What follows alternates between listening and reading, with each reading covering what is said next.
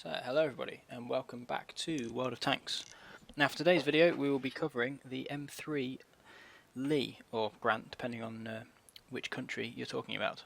Now this is an American medium tank, tier 4 in World of Tanks, which puts it before the Sherman, just before the Sherman's tier 5, and it was basically it was an interim design. So it was first produced in 1940, late 1940. And it's actually generally in response to a British demand for 3,000 odd medium tanks immediately, because the British took massive losses in hardware from Dunkirk, which was June 1940, something like that, and we lost basically all of our tanks. All of our heavy military hardware was lost. We got all of our men out, we got about 400,000 soldiers out, but all of the tanks were gone. So British tank policy for the next 2 years was basically replacing those losses, which put Britain a bit behind in tank production. And there was a really good book that I read about this, which I will probably do a video about at some point. But Britain basically needed to make up numbers and make them up fast. And they placed an order with the United States for 3,000 medium tanks. Now, the US didn't actually have a proper medium tank at the time. They had M2 light tanks. And they were busy developing the M4 Sherman, which was the turreted, basically the turreted version of this. And it wasn't ready. But we needed a tank with a 75mm gun now, effectively. So what they did was they came up with this, and this is the M3. Now it's got a lot of guns. This is the American one. I'll show you the British one in a minute. We have the main 75mm main gun, which is here, and this is the only gun in World of Tanks that you can actually use. All the other ones are basically cosmetic. In War Thunder, you can use all of them, and this is actually a very dangerous vehicle in War Thunder. It's a bit of a joke in World of Tanks, and I will explain presently. So you have the 75mm medium velocity gun. I think it's medium velocity gun, dual purpose, yeah. And then you have here, if I can zoom in, can I zoom in? No. There's two machine guns. We have two whole machine guns there, but they're in fixed positions. So they were operated by the driver, and the driver would have to aim the whole vehicle in order to aim those guns. The British never used them, or very rarely use them in their versions of this tank. And then you have the turret here, which has a 37mm gun. You have another coaxial machine gun, which is operated, again, just aims in the same direction as that gun. Then we have another little turret here with another machine gun on it. The Americans were very machine gun happy for some reason. Now there were two basic versions, or there's two basic versions in World of Tanks. You have the Lee, the M3 Lee, which is the American version, which looks like this, and you have the M3 Grant, which is the British version, which is here somewhere. There it is.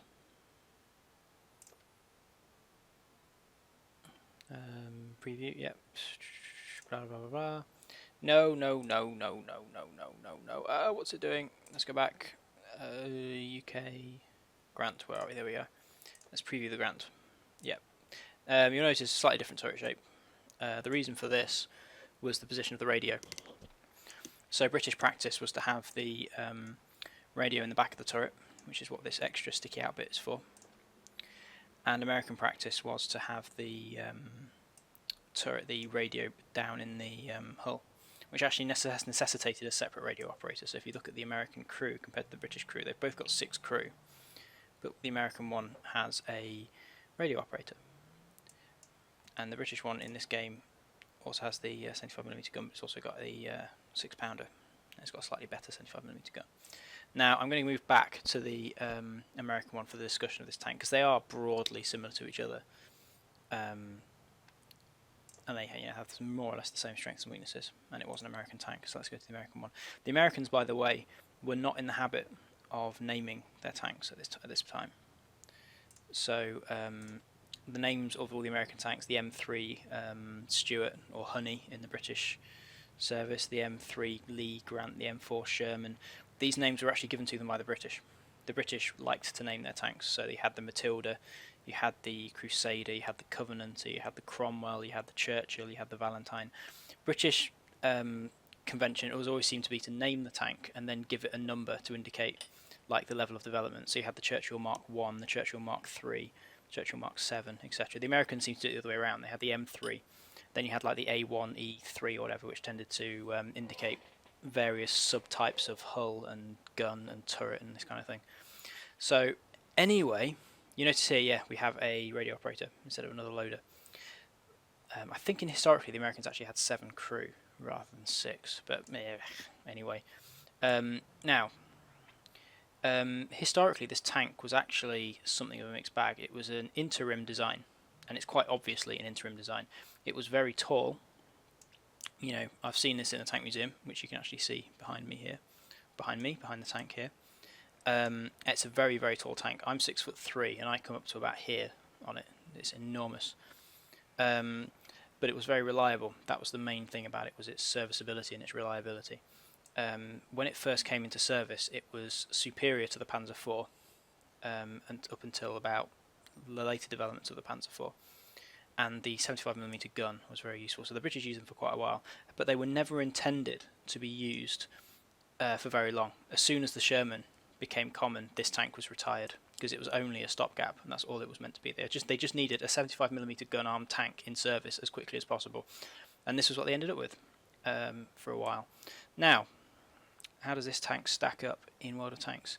The TLDR version it's basically a crap tank destroyer. You can't use the turret, you have to use the sponson, just because of how World of Tanks works. In War Thunder you can use all of the guns. For all multi-gun tanks you can use all the guns, but in this one you can only use the 75mm. It's sponson mounted, it's not in a turret, which means it can't really traverse very far. The angle is 15, so it's 15 degrees either way. So its traverse is actually very similar to the AMX ELC, which is the French light tank with the 90mm gun. That's got a similar thing with the turret, it can only rotate 15 degrees either way. Gun depression is -9, which is not very good. It's not terrible. There are plenty of tanks with worse, but it's not amazing. And +20 is fine, it's okay. The reload time is pretty good. So for a 75mm gun, it does have a fast reload, and the reload time gets better when you get up to the 75mm gun M3. But it's not really much of an upgrade, to be honest, because if I switch to this, you see the rate of fire has gone up, and that's about the only thing that's good about it. The penetration has gone up by a massive 2mm on its standard rounds, 2mm on its premium rounds, and it's the same on the high explosive rounds. Damage is the same, and the rate of fire is better. So you get better rate of fire, you get a rate of fire buff, so your DPM is better, but it's not an amazing gun upgrade, to be honest with you. The engine, you can get up to 440 horsepower, so you can raise its maximum speed a bit. Obviously I've got to upgrade the tracks there as well to get the tracks good enough, and blah blah blah blah blah blah blah. The main issue with this tank is actually geometry related. The armour isn't too shabby, it's not brilliant. I mean, the Matilda at tier 4 has got almost double the armour thickness, but then the Matilda is also a lot slower. But the armour will bounce some shots, but if you're bottom tier in this tank, you're not going to be bouncing anything. The front is sloped, but it's not that well sloped. And like tier 5, for example, tier 5 T67, tier 5 tank destroyer, which I have, has 100mm of penetration, so that will go through this head on with no problems. If it's top tier, it will probably deflect shots from lower tier vehicles, so tier 2s and 3s. It will do much better at. But let's say the issue with this tank is geometry. So first things first, look where the main gun is. It's halfway up the tank. You are not going to be going hull down in this vehicle, especially with only having a -9 gun depression, which means that if you're shooting at somebody, you are in full view for them to shoot back. You can't hide behind scenery in this tank, because whatever you hide behind, half of your vehicle is going to be exposed above it. The second issue is that the main gun is on the right hand side, which means you need to be careful about shooting around corners and which corners you go around. This isn't unique to this tank either. A lot of the British tank destroyers, the AT series, the AT8 does this, and I think the next one, the AT7, does this as well. The gun is on one side. The issue with that is that if you go around, you can imagine it, if you go around a left hand corner, you can poke the gun round without exposing your tank. If you go around a right hand corner, if the corner's on this side, you have to expose the entire vehicle to get the gun round.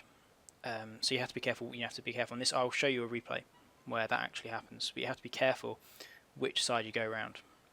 But it's badly armoured if it's at bottom tier. The gun is okay. The gun is actually fairly decent for a tier 4 tank.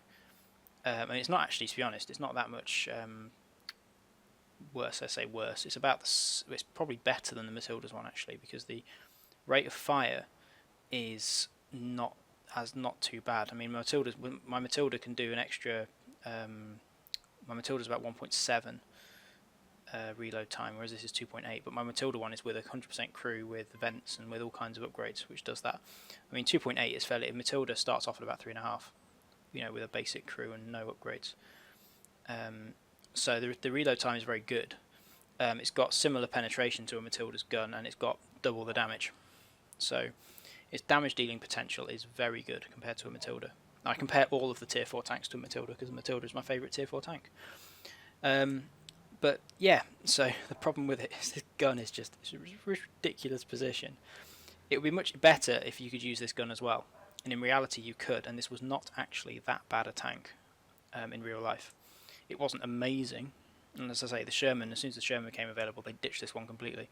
And in War Thunder, which is a sort of a similar-ish kind of game to World of Tanks, the M3 is scary. The games I've done in War Thunder using my Crusader, which is a British medium tank, this thing is terrifying because the armour, it can bounce 2-pounder shots in the armour.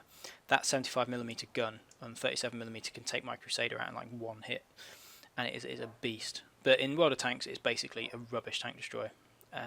It's just not good at all. Oh dear, oh dear, oh dear. It has a reputation for being terrible. Actually, the traverse speed, to be fair, the traverse speed is quite good. It's fairly manoeuvrable as well, I'll give it that. And it's not slow. It can get up to 38 kph, so it's fairly mobile, but it's not a medium tank. Don't play it as a medium tank. If you try and play this thing as a medium tank, you will lose. But anyway, yeah, so that is the M3 in all its rather hideous glory. It's the other thing is it's just ugly. It's just a weird, ugly, horrible looking vehicle, especially when I'm showing you right next to a Tiger, which is sort of like a really gnarly looking beast. Even the Tog looks better than this thing, and the Tog is really ridiculous. I apologise to Jingles just in case he watches this video. Okay, right. But on the other hand, this tank can be devastating if used well. So let's go and watch a game of somebody using the tank well. And here we are, watching Scavenger 62129 in his M3 Lee. Now, he is top tier, which is good, because if it was bottom tier, this would be a very short, very boring replay. And he is on the Lakeville map, which, can I make the map bigger? I've forgotten how you make it bigger in this game. There we go. You can see in the bottom right hand corner, we have a big lake in the middle, that's why it's called Lakeville. And there's a town over there, which is here, and then you've got this kind of valley kind of thing here. Now, this is quite a good example of somebody pulling victory from the jaws of defeat, because he had no right to win this game at all, based on how badly everybody else did. However, the team are mostly tier 3s, so he's one of a few tier 4s, as you can see here. And yeah, so now he's heading into the town, because we're on an encounter map, so an encounter game. So the objective is here, just ahead of him, and the enemy have already started capping. Now, in encounter battles, the cap time is twice as long. Great driving there by the Panzer III. The cap time is twice as long as it normally is. So 4 minutes for one person to capture it by themselves, and about a minute and a bit for 3 people. However, they're just capturing it now, and there's a whole bunch of enemy tanks racing down this middle valley path. So he's placed himself to try and get some shots off at them, but he rushes it, fluffs it. That's the first shot missed. Misses that one. Somebody there, they've disappeared. Shoot the BT-7, misses again. He's not having much luck here. Miss again. The problem is he doesn't have a turret and he's just being shot at now. And the problem is with this, you have to rotate the entire tank to get much more of a shot off. So this team have utterly failed to stop that offensive, and now 4 enemy light tanks and 1 enemy tank destroyer are just wrecking their artillery because they've got behind his team. This is not good. So there's a Panzer 1C coming up there he's spotted, and he's waiting to ambush him. Wait in. Is he coming? Is he coming? Is he coming? And he misses. Too late, too late, too late. Now let's slow this down. Watch what he's doing here. The Panzer 1 is trying to get behind him. And this is really good driving. He's reversing into the wall. And fail. Panzer 1 fails. So he reverses, carries on reversing.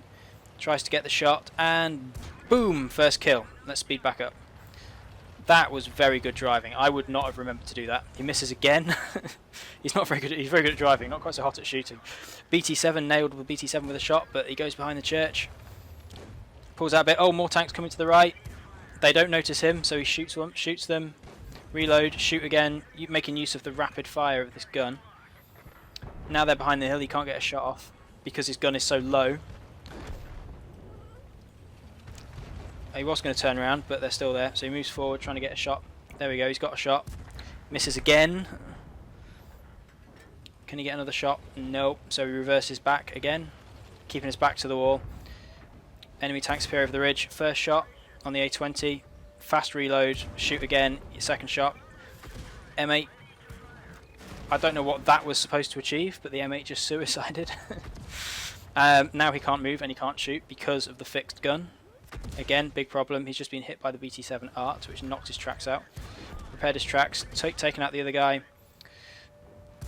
Another kill on the BT7. When they come at you one at a time, it's really helpful. He misses again, but the BT7 misses. And they're now 11 up. They were 4-1 down at the start of this game, by the way. And he is now on 5 kills. He's getting shot at from behind. Panzer 1C machine gun can't penetrate anything, especially shooting at the angled side of an M3. Even when the M3's only got 30 odd millimeters of armour, that's never going to work. BT7, can he get the Marder? Marder, nope, can't see the Marder, he's lost view. BT7 is poking up, can he get a decent shot? Oh, missed again. Come on, come on, come on, come on, come on, come on. And he nails him, good man, that's 6 kills. The Marder, one shot on the Marder. Second shot on the Marder. That's 7 kills. Panzer 1C pulls round. They've only enemy team have only got 2 people left. Wait. Right, watch this. I've just paused it. Free camera. Now, I wonder if I can go back. Can I go back? No, I can't. I'm gonna have to pause it here. Look at this. The enemy wreckage. He was shielded by this wreckage. That's why most of the Panzer 1C shots actually missed. But he couldn't shoot back. Why could he not shoot back? Which side is the gun on? The gun is on this side. The gun was blocked by this vehicle. So what he's had to do is he's had to waste precious time pulling around the ruined M8. I think it's an M8. In order to re-rotate and get a shot off because the gun is on this side. This is what I was pointing out in the vehicle review. With this gun being on this side, you have to be really careful where your cover is. You can't just hide behind anything. You have to be very, very, very hot on what you're hiding behind and where it is relative to you, because otherwise you get in situations like this. Now he manages to pull it back, but a lesser player might not have done. But this is just, I'm not saying he did this wrong, because he's still in the best position. There's nothing else he could really do, but it's just a good example of what happens when you have your main gun on one side of the vehicle. Anyway, let's carry on. So I'm on slow motion, pulls round, and the enemies are all simultaneously shot, and that is the end of the game. So they end up with 15-11. He's on 8 kills, and let's go to the battle results. So Scavenger 62129 got quite an impressive array of awards here. We have the Mastery Badge, the Ace Tanker, for doing something, which off the top of my head I can't remember. I think it's like getting more XP than 99% of players in this tank or something like that. To be fair, it's an M3, it's not that hard to do that, but he's still done very well. Hand of God for surviving and winning the battle, having received damage from 4 different vehicles. Bruiser for damaging enemy modules at least 5 times. Duelist for destroying 2 enemy vehicles that would also cause damage to him. Fire for effect, causing more damage to enemy vehicles than the hit points of the vehicle. And Shellproof, having total damage blocked by armor exceeding the hit points of the vehicle. By the way, I've been using the personal male pronoun for this, for the entire video so far, and if it turns out that Scavenger 62129 is a girl, I apologise. Yeah, I don't mean it, sorry. Anyway, hopefully you see the funny side. What have we got? D Langlade's Medal. I've never seen this one before. This is the first time I've seen it actually, but basically you get it for killing 4 enemy vehicles who are capping inside a base circle. This will be somewhat rare to get since usually you only need a maximum of 3. So if there's 4 in the circle, one of them isn't capping. So that doesn't actually tend to happen that often. Cool-headed, survive at least 10 ricochets. This is courtesy of our friend the Panzerkampfwagen 1 Alf C, who managed to hit him at least 75 times. Those are just the bounces or non-penetrations. We don't know how many times he hit him and did damage. So yeah, he just basically handed him that medal. High caliber for causing damage at least 20% of the total hit point pool of the enemy vehicles and doing over 1000 HP of damage. He did 1152, which is not bad going. And yeah, so he hit that fairly easily. And finally, Top Gun for getting the most kills and getting at least 6. Well, he got 8, so he did very well there. As we can see, they're all nicely lined up down here. Team score. Yeah, he was always going to get the most kills in the game. Nobody else came even close to that. He basically carried his team. Scavenger 6-2, or his or her or its team. It's a shame English does not really have a singular gender-neutral personal pronoun, but there you go. 4 of the team did nothing. Those are these guys down here. Lots of nice zeros there. Some more guys did something, but didn't get any kills. You know, they might have got a shot in or something, got 14 XP. You know, not doing very well. But yeah, he basically did everything. So those awards are well deserved, and you can see them all listed there. And the enemy team, some of them made some quite noble efforts actually, like this guy, Panzerkampf, which is actually the guy who hit our hero 75 times. He did very well. 3 kills, 500 odd damage, 400 and something base XP. With a better team, that would have been a good result. It's a shame that him and the M5, and possibly the A20 as well, actually those 3 guys were the only ones on the team who actually really did anything, because if the rest of the team had done that well, they would have carried the game easily. Because those are actually quite good results as well. So props to the enemy team, or those 3 players on the enemy team, because they played well as well. But as we say, Scavenger 6-2, I'm just going to call him Scavenger. Scavenger outplayed everybody there. It helped that they all came at him one at a time, but you know, he did well. 12 hits, 12 penetrations out of 22 shots fired. That's 55% accuracy rate, something like that, which is not too bad. I've had much worse myself, so he's done well there. And yeah, 27,000 basic credits. Once repairs and everything else is taken into account, he managed to make a profit 25,000 on that game, which at tier 4 is not bad at all. So, Scavenger, thank you very much for posting that replay on the World of Tanks Replays website. I hope you don't mind me making a video about it. And well played, sir, or ma'am. Well played. Thank you everybody for watching, and I will see you next time.